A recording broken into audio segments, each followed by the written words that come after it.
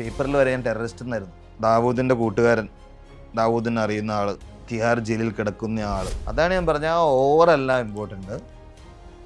എൻ്റെ അവിടം വരെയുള്ള യാത്രയായിരുന്നു.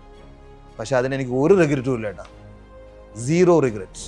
ചെറുപ്പം തൊട്ട് വാശിയും വൈരാഗ്യമൊക്കെയായിരുന്നു. പ്രൂവ് ചെയ്യണം, ചെയ്തു വേണ്ട. ഞാൻ നിന്നെ ഫോർഡ് ചെയ്യപ്പോൾ ധീരെ ഫോർഡ് എടുക്കില്ല. എന്താ ശ്രീ, ഞാൻ വൈഡ് എറിഞ്ഞ് 5 കൊടുത്താൽ ഓക്കെ, സമ്മതിച്ചു, ഡൗട്ട് അടിക്കുക.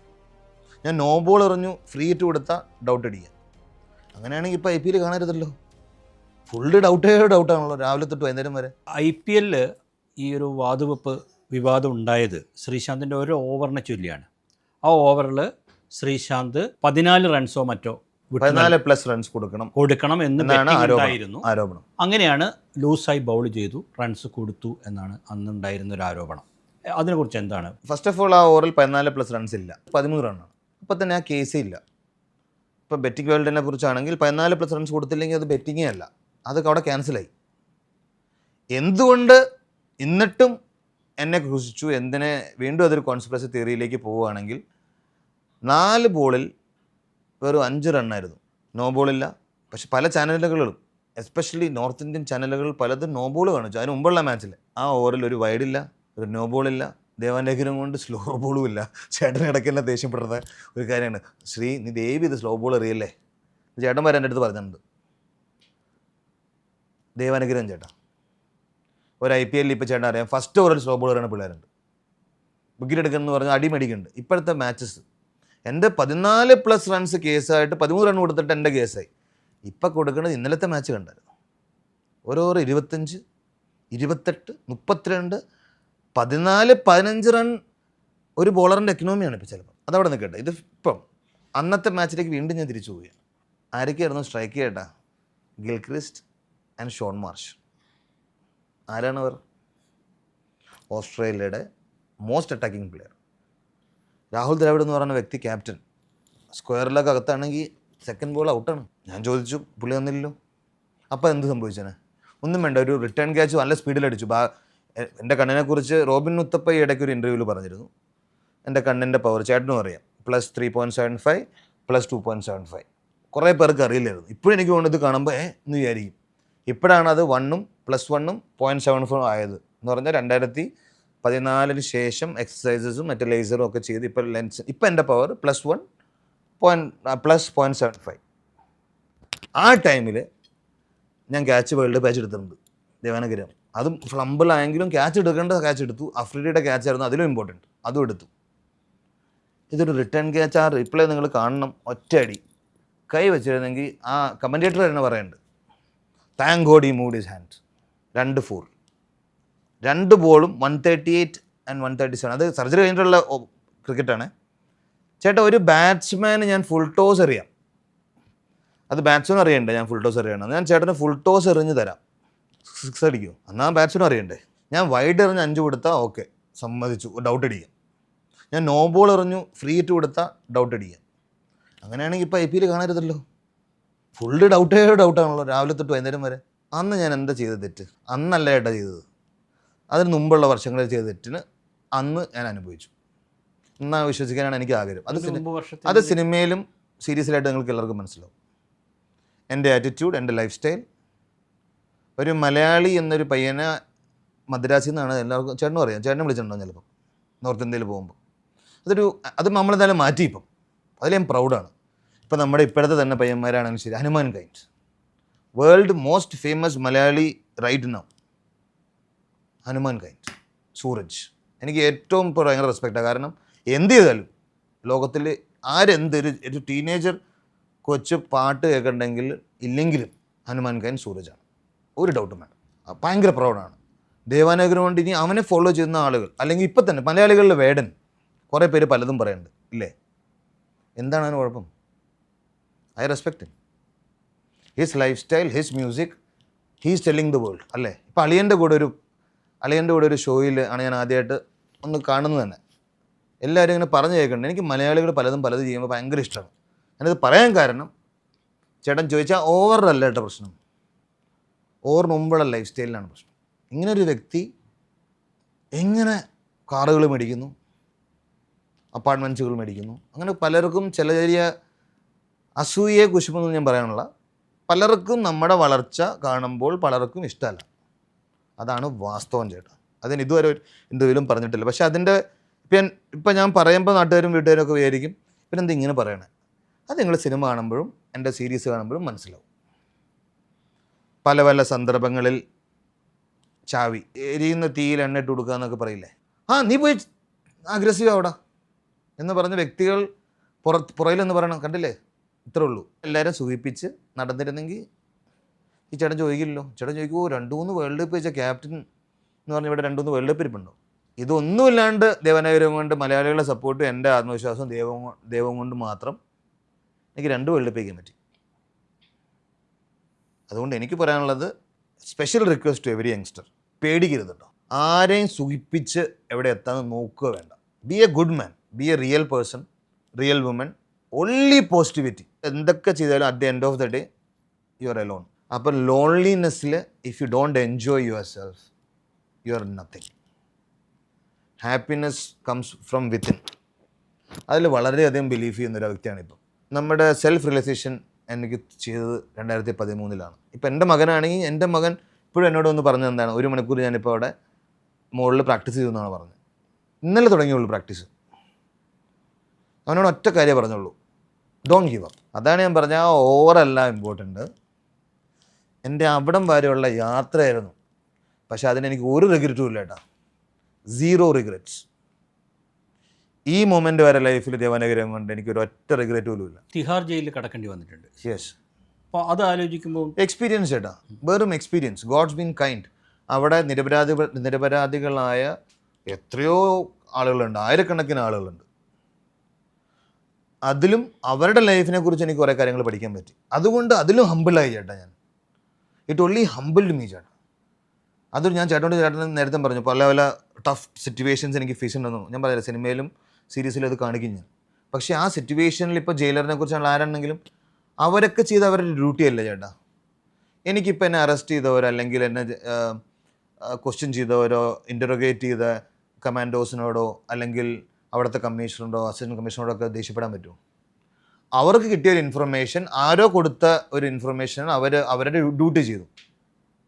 അതിന് ഞാൻ അവരുടെ അടുത്ത് കയറി ചൂടായിട്ട് എന്ത് കാര്യം? ആദ്യം അതൊക്കെ ഞാൻ അങ്ങനെയായിരുന്നു വിചാരിച്ചത്. അയ്യോ ഇവരുടെ എതിരെയൊക്കെ കേസ് കൊടുക്കണം, ഇവരുടെ എതിരെയൊക്കെ എന്തിന്? ടൈമില്ല ചേട്ടാ. Time is money. ലൈഫിൽ ദേവാനുഗ്രഹം കൊണ്ട് നല്ല ഫാമിലി, നല്ല അച്ഛനമ്മമാർ, ആരോഗ്യകരമായ മക്കൾ. 43 വയസ്സ് കഴിഞ്ഞു. ഇപ്പോഴും ഞാനിപ്പോൾ ചേട്ടാ ഒരു ലെജൻഡ്സ് ട്രോഫിയുടെ ക്യാപ്റ്റനായിരുന്നു. ഈ ഒരു ഫിറ്റ്നസ് വെച്ചും കൂടെ ദേവാനുഗ്രഹം ചേട്ടാ. I am grateful. I am so grateful to this universe. You have no idea ചേട്ടാ. ആ തിഹാറിൻ്റെ യാത്രയാണെങ്കിലും പണ്ടത്തെ ചേട്ടൻ ഇങ്ങനെ ചോദിച്ചിരുന്നെങ്കിൽ ഞാൻ പെട്ടെന്ന് കരഞ്ഞ് ഈ ഒരു ഇൻ്റർവ്യൂയെ കോമഡി ആക്കിയത്. തിഹാർ അവിടുത്തെ പല ആൾക്കാരുടെ കഥ കേട്ട് കഴിയുമ്പോൾ നമ്മുടെ കഥയൊക്കെ 0 ചേട്ടാ.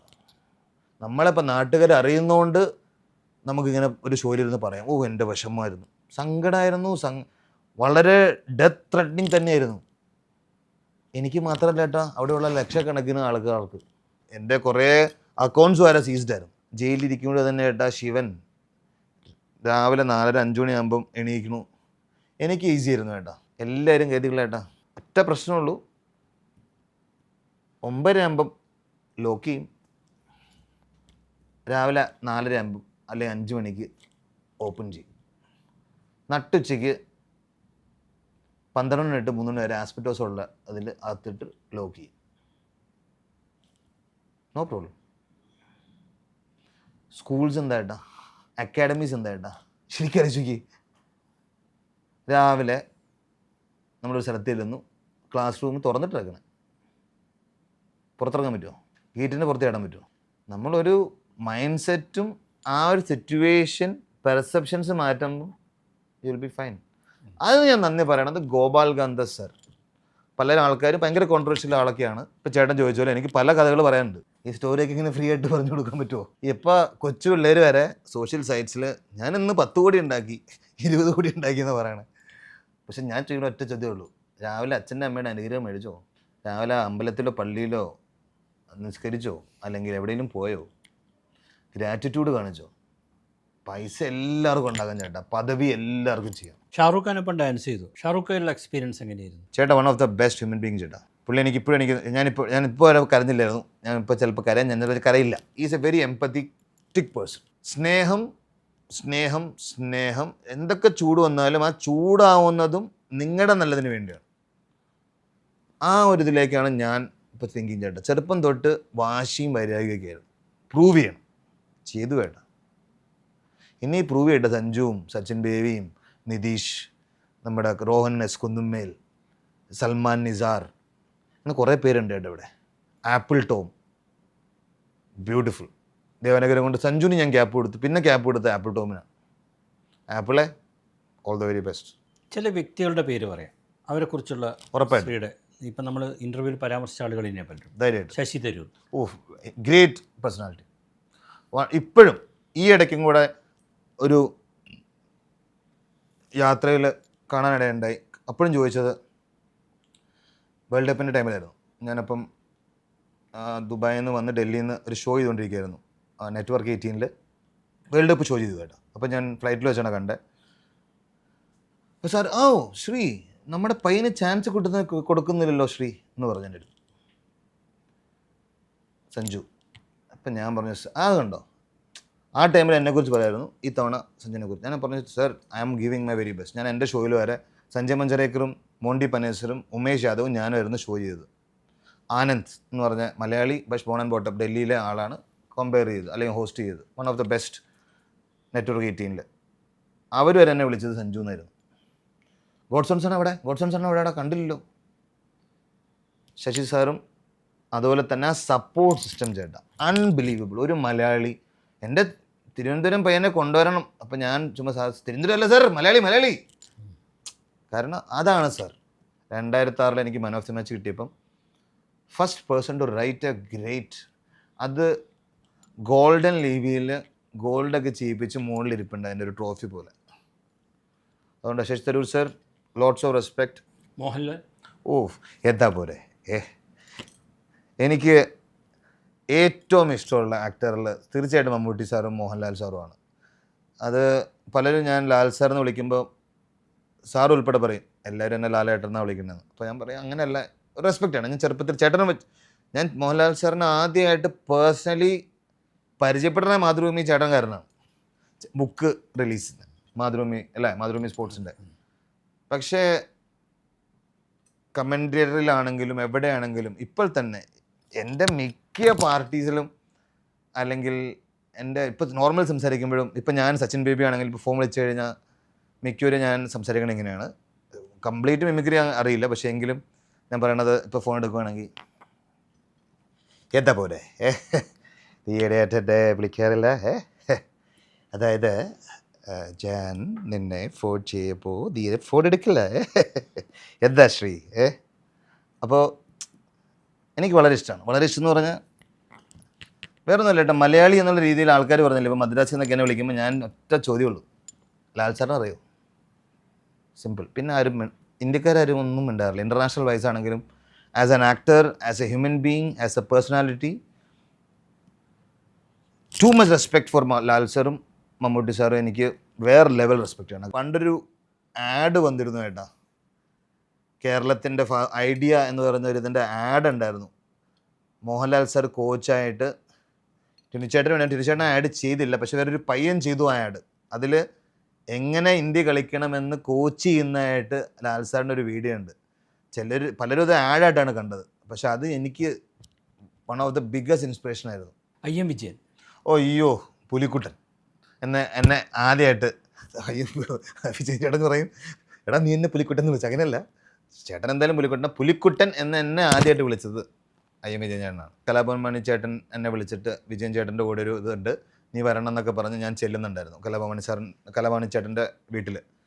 അപ്പോൾ ആ ഫംഗ്ഷൻ വെച്ച് IM വിജയൻ ചേട്ടൻ എങ്ങനെ പറഞ്ഞിട്ട്, എന്താണ് ചുണക്കുട്ടനല്ലേ നീ, പുലിക്കുട്ടൻ വിടരുത്. അന്ന് വേൾഡ് കപ്പും ജയിച്ചിട്ട് പോലും ഇല്ല. ഞാൻ ഇന്ത്യ കളിക്കണം 2006 2005 എന്താ, ജസ്റ്റ് ഇന്ത്യ കളിച്ചിട്ടുള്ളൂ. കപ്പടിക്കണം, വേൾഡ് കപ്പ് അടിക്കണം. ഞാനൊന്നും ആ ടൈമിൽ വേൾഡ് കപ്പൊന്നും ആലോചിച്ചിട്ട് പോലും ഇല്ല. ഇന്ത്യ കളിക്കണം, ഇന്ത്യ കളിച്ചുകൊണ്ടിരിക്കുന്നത്. അപ്പോൾ എന്നെ കാരണം എൻ്റെ ചുറ്റും മറ്റേ എസ് ആൾക്കാരാണ്, നീ ഭയങ്കര സംഭവമാണെന്ന് പറഞ്ഞ് നടക്കുന്ന ആൾക്കാരാണല്ലോ എൻ്റെ കൂടെ. അതിൽ അയ്യം വിജയൻ ചേട്ടനാണ് എന്നോട് പറഞ്ഞു, നല്ലോണം വർക്ക് ചെയ്യണം കേട്ടോ, ആരും മൈൻഡ് ചെയ്യേണ്ട കാര്യമില്ല, നീ നിൻ്റെ വർക്ക്, അവർ വല്ലയിടത്തും പോകട്ടെ, നീ നിൻ്റെ നല്ല രീതിയിൽ സംസാരിക്കും എന്ന് പറഞ്ഞാൽ ഒരു കോച്ച് പോലെ അല്ലേ വിജയൻ ചേട്ടൻ സംസാരിക്കണേ, ഒരു നല്ലൊരു ചേട്ടൻ അല്ലെങ്കിൽ സ്വന്തം കൂടെ കളിക്കുന്ന ഒരു ചേട്ടനെ പോലെയാണ്. എനിക്ക് എൻ്റെ ലൈഫിൽ ഞാൻ ചേട്ടൻ മാതൃഭൂമിയുടെ ഫംഗ്ഷൻ ഞാൻ പറഞ്ഞിട്ടുണ്ട്, ഓർമ്മയുണ്ട് ഒരു point. With all respect to PT. ചേച്ചി, എല്ലാവരും the best sports person the entire Malayalis have seen even today is IM Vijayan ചേട്ടൻ. ഒരു ഡൗട്ടും വേണ്ട. ഈ പ്രായത്തിലും അയ്യം വിജയൻ ചേട്ടനെ പോലെ ഒരു സ്പോർട്സ് പേഴ്സൺ, കുറേ ഒളിമ്പ്യൻസ് ഒക്കെ ഉണ്ട്, lots of Olympians are there from here. PT. ചേച്ചിയോടും ഫുൾ റെസ്പെക്റ്റ് ആണ്. പക്ഷേ അയ്യം വിജയൻ ചേട്ടനെ ആണ് എനിക്ക് തോന്നുന്നു മോസ്റ്റ് അണ്ടർസ്റ്റിമേറ്റഡ്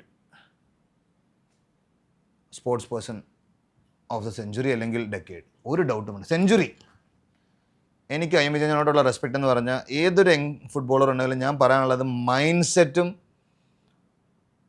എങ്ങനെ ഇന്ത്യ കളിക്കണം എന്നല്ല, എങ്ങനെ വേൾഡ് ലീഡർ ആവണമെന്ന് അയ്യം വിജയൻ്റെ അടുത്ത് പോയി പഠിക്കുക.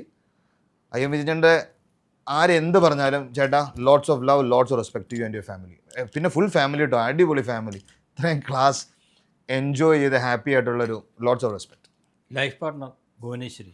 ഓഫ്, ഞാൻ പറഞ്ഞു 2013 നിങ്ങളെല്ലാവരും പറഞ്ഞ പോലെ എല്ലാവരും ചോദിക്കുന്ന ചോദ്യം ടഫ് ഇയർ, ആ കൊല്ലാണ് എൻ്റെ കല്യാണം. ഏതൊരു വ്യക്തിയും ഒളിച്ചോടി ഈ ജനറേഷനിലും ആ ജനറേഷനിലൊക്കെ ആ ടൈമിലൊക്കെ കേസ് പേപ്പറിൽ വരെ ടെററിസ്റ്റ് എന്നായിരുന്നു. ദാവൂദിൻ്റെ കൂട്ടുകാരൻ, ദാവൂദിനെ അറിയുന്ന ആൾ, തിഹാർ ജയിലിൽ കിടക്കുന്ന ആൾ, ആ വ്യക്തിയെ കല്യാണം കഴിക്കണമെന്ന് സ്വന്തം അപ്പൻ്റെ അടുത്ത് ധൈര്യത്തോടെ ആരും പറയും. അതാണ് എൻ്റെ ഭാര്യ. ആ ടൈമിൽ അടുക്കളയിലാണ് കിടന്നത്, കാരണം ഞാൻ അവിടെ ജയിലിലായതുകൊണ്ട് ആ വ്യക്തി കിടന്നുറങ്ങിയത് അടുക്കളയിൽ. AC ഒന്നും വേണ്ടാന്ന് പറഞ്ഞു. അത് കഴിഞ്ഞ് എന്ത് വന്നാലും നിങ്ങളെ കല്യാണം കഴിക്കുള്ളൂ. അത് കഴിഞ്ഞ് എൻ്റെ ബെയിലിന് മുമ്പും എൻ്റെ കോടതിയിൽ കേസിൻ്റെ ലോയേഴ്സിനൊക്കെ എല്ലാ പോയിൻറ്റ്സും പറഞ്ഞു കൊടുത്തത് അച്ഛൻ, അമ്മ, ചേച്ചി, അളിയൻ എല്ലാവരും ഒരു സൈഡ്, വൈഫ് യൂട്യൂബിൽ നിന്ന് ഇൻ്റർനെറ്റിൽ നിന്നെല്ലാം ഓരോരോ പോയിൻ്റ്, പോലീസിൻ്റെ ഓരോ പോയിൻറ്റിന് തിരിച്ച് ഭാര്യയാണ് അയച്ചു കൊടുത്തത്. എന്നിട്ട് നമ്മൾ ഭാരത് എന്ന് പറഞ്ഞ് അങ്ങോട്ട് പോകണം അവരുടെ ട്രഡീഷൻ വെച്ച്. ഇത് നേരെ തിരിച്ച് പെൺവീട്ടുകാർ കേരളത്തിൽ വന്ന് എന്നെ കല്യാണം കഴിച്ചു. നമ്മൾ അങ്ങോട്ടേ കല്യാണം കഴിച്ചിട്ടുള്ളൂ. അതും വേറെ റെക്കോർഡാണ്, റെക്കോർഡ്. അത് വേറെ കാര്യമുണ്ട്. എൻ്റെ കുലദേവതയുടെ പേര് വാണരകാവ് ഭുവനേശ്വരിയാണ്. അത് ഞാൻ താമസിക്കുന്ന ഈ വീടിൻ്റെ തൊട്ടപ്പുറത്താണ് ഭുവനേശ്വരി അമ്പലം. പിന്നെ എൻ്റെ കയ്യിൽ ടാറ്റു ഉണ്ട് ഭുവനേശ്വരി എന്ന്. ഈ ഭുവനേശ്വരി എന്നുള്ള ടാറ്റുവിൽ എന്താ പ്രശ്നം ഗുണം എന്ന് പറഞ്ഞാൽ, ഇപ്പം ഞാൻ ഭാര്യയായിട്ട് വഴക്കാകുമ്പോൾ ഞാൻ പറയും ഇതെൻ്റെ കുലദേവതയാണെന്ന് പറയും. വഴക്കല്ലെങ്കിൽ ഭാര്യ. അതുകൊണ്ട് തർക്കവും പിറക്കമൊക്കെ ഉണ്ടാവും, പക്ഷേ എപ്പോഴും അടിയൊക്കെ ഉണ്ടാവും. പക്ഷേ at the end of the day എൻ്റെ ലൈഫിൽ ഹിന്ദിയിലൊരു ഡയലോഗുണ്ട്, സാത് കൂൻ മാഫ്. നിങ്ങൾ എന്ത് തെറ്റിതാലും നിനക്ക് മാപ്പ്. ഞാനിപ്പോൾ നേരത്തെ പറഞ്ഞില്ല, മറന്നാലും നമുക്ക് ഫൊർഗീവ് ചെയ്യാൻ, പക്ഷേ ഫൊർഗെറ്റ് ചെയ്തെന്ന്. പക്ഷെ സ്വന്തം ഭാര്യയുടെ അടുത്ത് ഫൊർഗീവും ഫൊർഗെറ്റും ചെയ്യും. കാരണം അങ്ങനത്തെ അതുപോലെയാണ് ഗോപാലകന്ദച്ചർ, അതുപോലെയാണ് ചേട്ടൻ. ഒരു ഡൗട്ടും വേണ്ട. എൻ്റെ ഒരു ആഗ്രഹം, രണ്ട് ക്വസ്റ്റ്യൻ ചേട്ടനോട്. ചേട്ടൻ്റെ അഭിപ്രായത്തിൽ ഏറ്റവും സക്സസ്ഫുൾ ഇൻസ്പിറേഷണൽ വ്യക്തി മലയാളി എന്നുള്ള രീതിയിൽ നമുക്ക്, കാരണം നമ്മുടെ മെയിൻ ടോപ്പിക് മലയാളമായിരുന്നു. അയ്യം വിജയൻ ചേട്ടൻ, പി.ടി. ചേച്ചി, മോഹൻലാൽ സർ, മമ്മൂട്ടി സാർ, അത് ഒന്നായിട്ട് പൊളിറ്റിക്സിന് ചേട്ടന് ഇഷ്ടമുള്ള ആളാണ്. ശ്രീശാന്ത്.